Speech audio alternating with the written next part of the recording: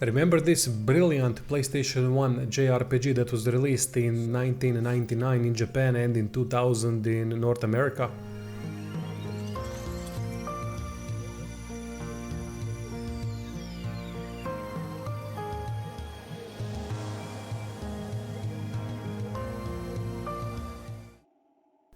Glad to say it's still a really good JRPG even after 26 years. I've played Legend of Dragoon as a kid but never got to finish it.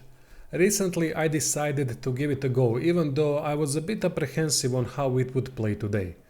Glad to say it positively surprised me. Welcome to Retro Gaming on RPG Division, a new series that is about the games of my childhood. These videos are not reviews, just an overall impression of a nostalgic game that I wanted to reminisce about.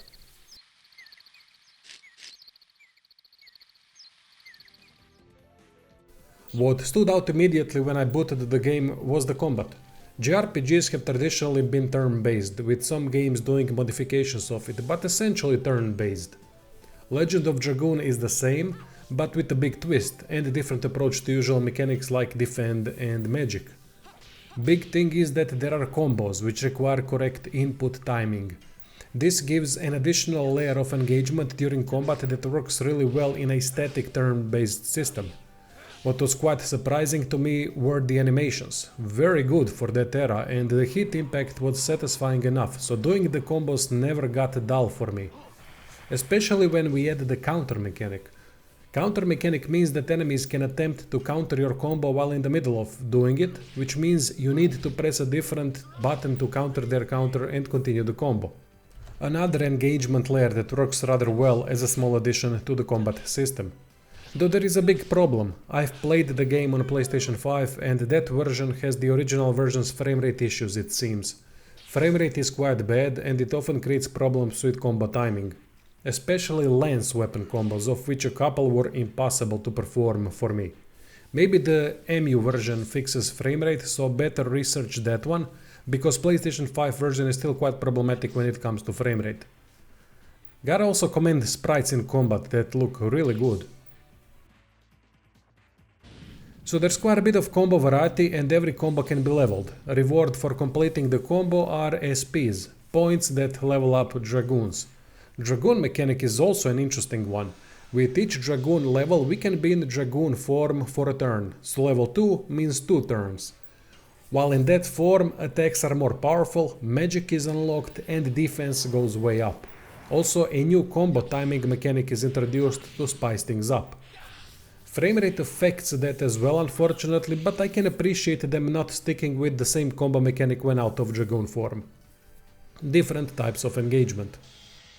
Dragoon mechanic overall is fantastic because it adds a whole new element which is magic, buffs the character significantly and the gauge fills fast, so it's not something that will be used once every 5 hours.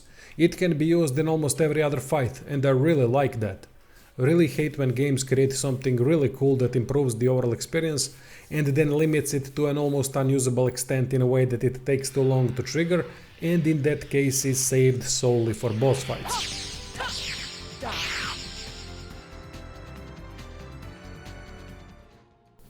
Defending is an interesting mechanic as well. Not only does it lower damage by half, it also heals and prevents status effects that would be applied if not defending.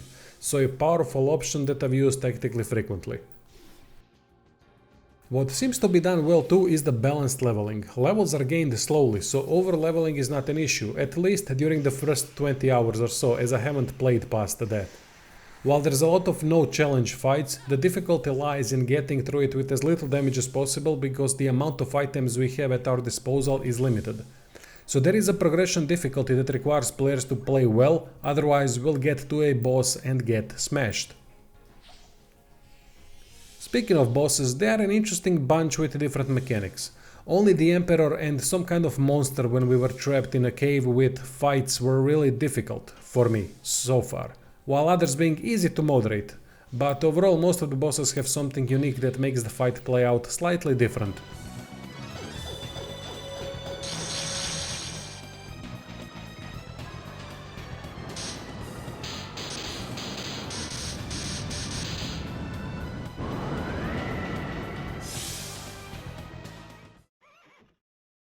Writing also surprised me positively. Story is an interesting one. Dart, dumb name I know, is chasing a demon from the past that killed his parents and burned down the village.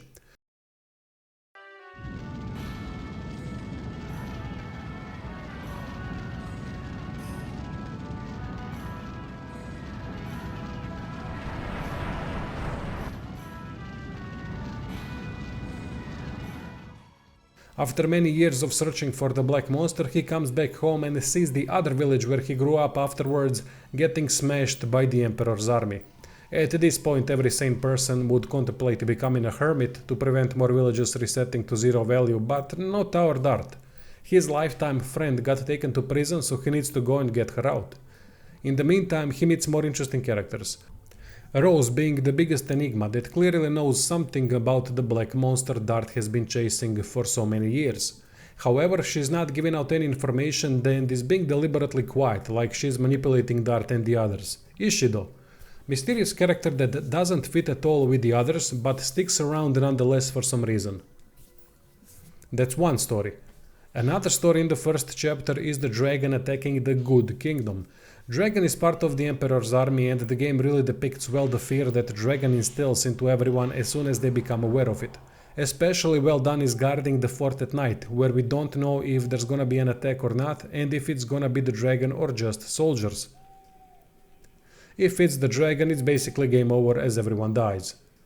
So two kingdoms are at war and peace is no longer an option, which is clear by a bloody dragon being sent to deal with the other side.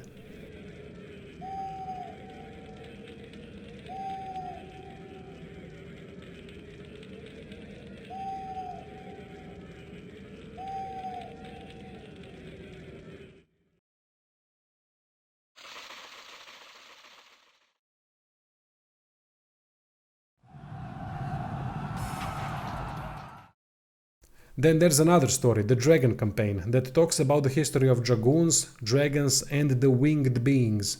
Even though it's 1,000 years old myth, it seems to be coming to life again in all of its glory and devastation. The way myth, history, kingdoms and characters are intertwined makes for quite an interesting story from the start. There are also interesting twists in terms of what happens with some of the characters, but I'm not gonna spoil anything in case you decide to play the game. Let's just say that early RPGs didn't shy away from Game of Thrones moments, and I love that. Characters are interesting as well, Emperor and King being in contrast to one another. Dart and Shanna's friend not friend dynamic with the good knight Levitz trying to educate Dart on how blind he is about the situation.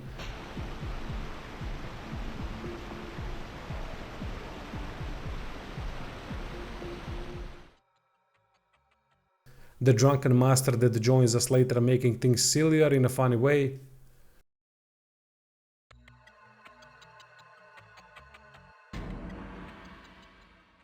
It's easy to get attached to these characters because they seem to be well written with personalities on display all the time.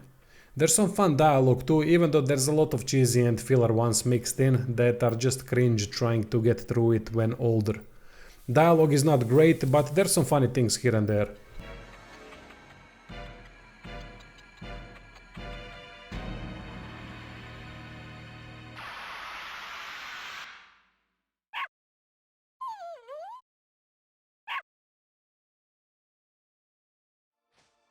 Another thing that surprised me are the locations. I love pre-rendered backgrounds for some reason. I get that the problem with pre-rendered backgrounds is that they are not interactable, but in some games where interaction is not required as much, like in JRPGs, it serves the main purpose of creating something beautiful to traverse and enjoy looking at. And the locations here really look good. There is also a maze-like system that works as an exploration method. What it does is it adds a layer to the exploration, so it's not just a simple hallway simulator, which I can appreciate. Instead, we try to find ways to get to all the chests that serve as a reward. How tight the economy is during the first phase of the game, it's quite rewarding to find a new weapon or a healing potion that you might desperately need. Better the player is in figuring out the paths in each location, the faster the location is cleared with less item usage due to less fights. Since experience gains are minimal, fighting all the time is not a good idea except for leveling Dragoons, if you can perform combos easily. Interesting system that increases progression difficulty is the item limit, which works well in making players be careful enough to not get overly damaged before big fights. Item limit works nicely with a maze-like exploration. Music is really good too. JRPGs have some of the best soundtracks I've heard in my life. I don't know what's in the water there because almost every JRPG I've played has fantastic music. Some of them overplay the same tunes too much though, which is the only downside. When it comes to audio work outside of music, I've found characters repeating combo names quite annoying fast. Would be nice if there was an option to turn that off entirely. Sound effects are also not bad for that era. It was such a joyful experience replaying Legend of Dragoon. Didn't think it would be after so many years have passed. Proves how much quality matters and can withstand time. Anyway, Patreon, subscribe, start merch in the description, and thanks for watching this retro gaming video.